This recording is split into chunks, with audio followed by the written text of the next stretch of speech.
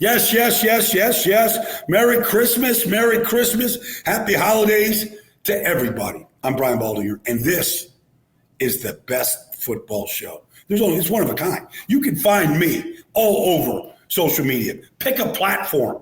I'm on it. Twitter, X, Instagram, YouTube, you name it. And you can find this where you get your audio, where you get your apps from. You can download this free Odyssey app. Like it, subscribe to it, grow it, and wish the whole world a Merry Christmas. Let's get to the news. I mean, nobody picked Michael Penix Jr. going to Atlanta with the 8th pick last year except me. I'm a Michael Penix fan. And anybody that watches him play is going to be a fan. And I said weeks ago, before Atlanta went to Minnesota, that they had to make a change at quarterback if they were truly interested in winning the NFC South. Well, they got to win against the Raiders. That was good. Kirk Cousins threw a touchdown pass for the first time in a month. That was good. But it's not like he's in a slump. He's not in a slump. This is, I think, what Kirk Cousins is. And sometimes Arthur Blank wrote a big check for Kirk Cousins to come to Atlanta, 4-year contract, something Minnesota wasn't willing to do. But I know the Atlanta Falcons. I used to work for the Falcons. I announced the preseason games when Matt Ryan was there and Mike Smith was the coach. For years, I did their games. Probably 5 or 6 years I did. And I know Arthur Blank, the owner. And I say this to the Falcons. I say this to Arthur. I say it to coaches there. I say it to Raheem Morris. The only times the Falcons have been relevant is when they had Mike Vick and when they had Matt Ryan in their primes, when they were both really great players. That's when Atlanta gets excited. Otherwise, Atlanta is a college football town. It's a high school football town. It's a great football town. But it's not a great Falcon town if the quarterbacks aren't playing well and the teams aren't winning. Just go to that Georgia Dome. Go to the Mercedes-Benz Stadium. It's a great stadium. But it's not juiced when the quarterback isn't playing good and they're not winning games. So Michael Penix Jr. yesterday gets elevated as starting quarterback. And I'm just going to tell you, I've seen clips of him in practice. I can't air them because it's proprietary information for the Falcons. But I've watched him throw it in practice.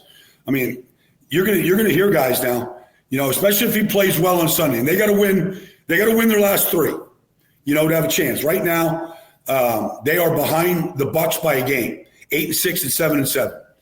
The Bucs have to lose one, and the Falcons have to win all 3, and the Falcons can win the division. Now, both teams have winnable games. The Falcons have beaten the Bucs twice. In fact, the only times the Falcons have scored more than 30 points in a game this year is in their 2 games against the Bucs. And in those 2 games, honestly, it was Kirk Cousins' 2 best games. He threw 8 touchdowns and 1 interception. And I love Kirk Cousins. I love the guy personally. I love the way he's competed in this league since he came in the league with RG3. And I'm not here to bash Kirk Cousins, but he's not playing well. And you can see even the sacks against the Raiders. Like when the wall started to cave in, like he could not get away. And I remember talking to Michael Penix Jr. on one of my podcasts during the draft process. And, he was a pocket quarterback at Washington, and, he didn't run very much.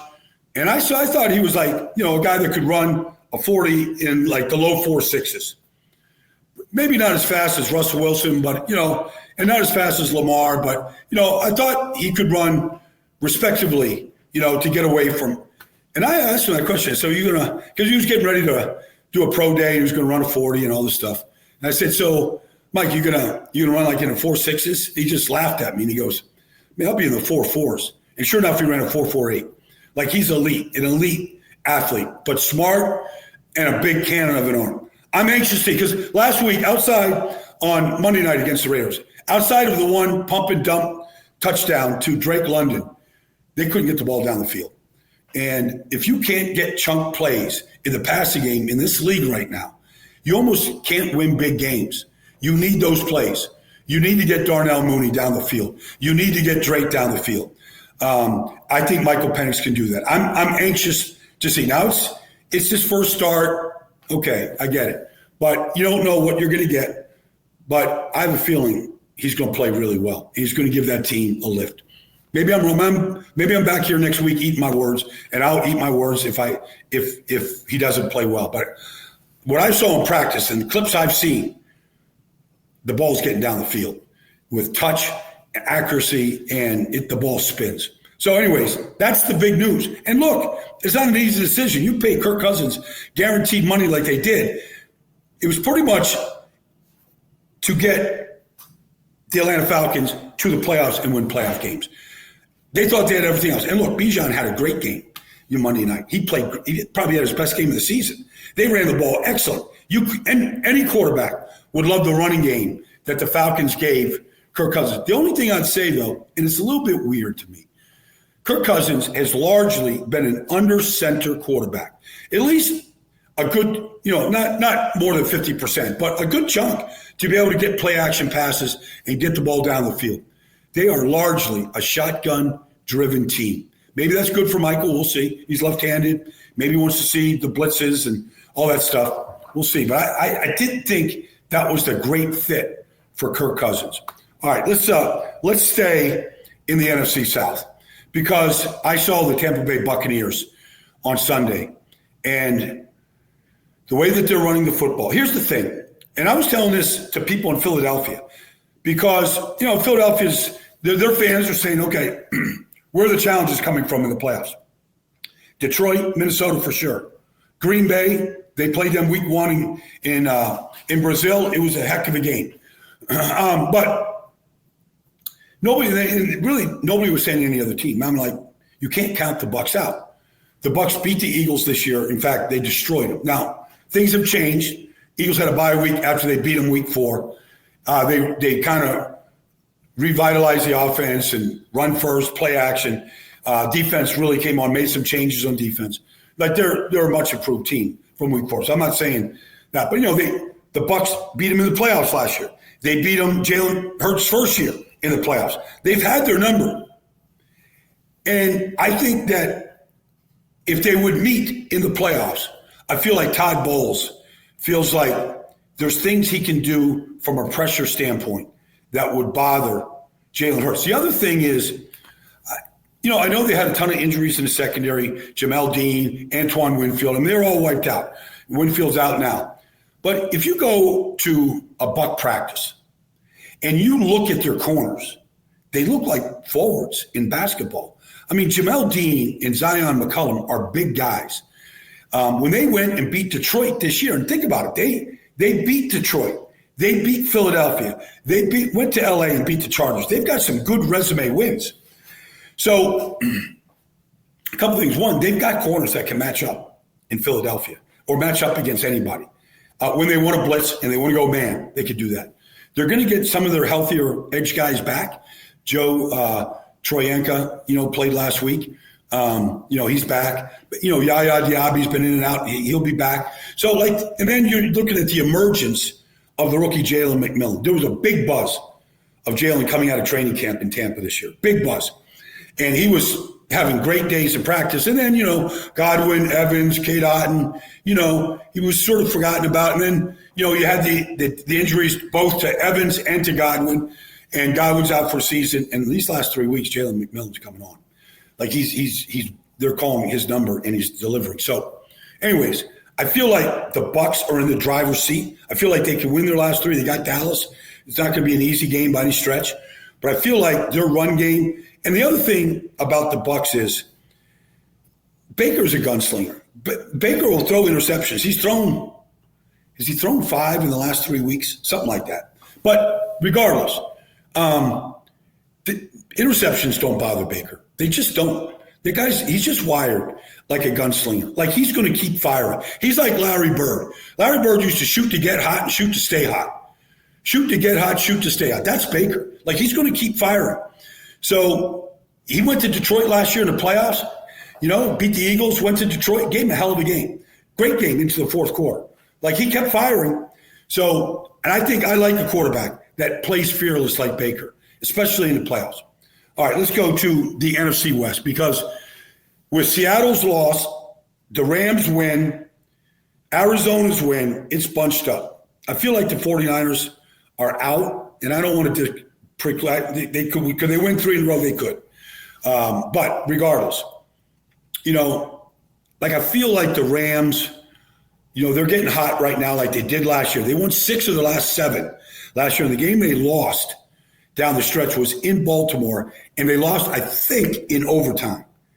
And that was the best team in the AFC. So in the AFC at that time, they were the number 1 seed. So anyways, I feel like the Rams, they've got Puka back. They've got Cooper back.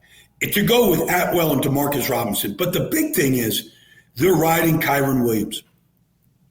29 carries in each of the last 2 games. Like, that guy is a volume runner.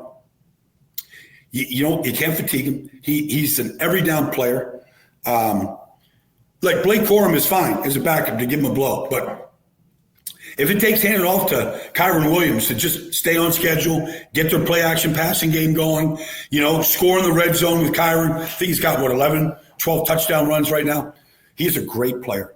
And these young kids on defense I feel like the Rams have the inside track right now. Even though Arizona, Seattle are right there, I feel like the Rams have the inside track to winning that division. Let's go to Minnesota and what Sam Darnold is doing, because Minnesota has a decision to make. The 49ers have a decision to make. Last year, Sam Darnold played for the 49ers. Now, he got a chance in preseason to play a little bit, played week 18 last year. I think he learned a lot. I think he learned a lot about what it's like to be in a great organization like San Francisco is. To go to Minnesota, which is a great organization with really smart people, in the personnel office, head coach, coaching staff, not many better combinations right now than Kevin O'Connell and Brian Flores. Not many combinations better than that. They lead the league in interceptions, all this stuff. But Sam has had some great days. And really, Minnesota doesn't have to make any decision right now. There's no pressure to make a decision. Let's put a contract in front of Sam right now. They don't have to do that. They've got McCarthy coming back from injury. They've got options. He was the number 1 pick for a reason. They've got options. But really what they get to do is play this all the way out. So I'm just playing, backroom general manager. I'm the biggest fan there is of San Francisco's quarterback. And I have defended him repeatedly for 3.5 years. And you can't watch Brock Purdy and not be impressed. Now, he has not played great this year. Now, pieces are falling on, around him. They're falling down. But every quarterback suffers. Look at Jalen Hurts this year when they lost A.J. Brown and Devontae Smith. Like, every quarterback falls when they lose their stars, okay? I don't care who it is. Everybody needs a supporting cast. Every quarterback needs the best possible ingredients around. The Vikings lose a great left tackle for the season. They trade for Cam Robinson. Like, you need to constantly build around the quarterback. But they have a decision to make. Jed York, John Lynch, it might take $60 million a year to get Brock Purdy. It's a big price. And you're not sure. Like, he had a shoulder injury this year. He had, the elbow injury 2 years ago in a playoff game. And he's not the biggest guy. So the only thing I'm saying is Sam Darnold is going to be in demand, period. Could you take, because finances play a role in all this stuff with quarterbacks, could you take a lesser contract and give it Sam Darnold in San Francisco? Or pick a spot that needs a quarterback right now. It could be Carolina. It could be New Orleans. You go around the league. There's places that need quarterbacks, right? The Jets, the Giants might both need quarterbacks. Like, Sam Darnold is going to be in demand. And maybe that demand drives his price up. But if you're in San Francisco and you say, can you take a cheaper, less expensive, and I don't know if that's the case or not, Sam Darnold versus, top of the tier Brock Purdy, it's a conversation. I'm not advocating either one. I'm just saying Minnesota doesn't have to make a decision until the season's over. And, maybe at that point, things become a little bit more clear about what direction San Francisco wants to go and the opportunities for Sam Darnold. But it's a conversation. It's a conversation that you should have in San Francisco, that Minnesota will have.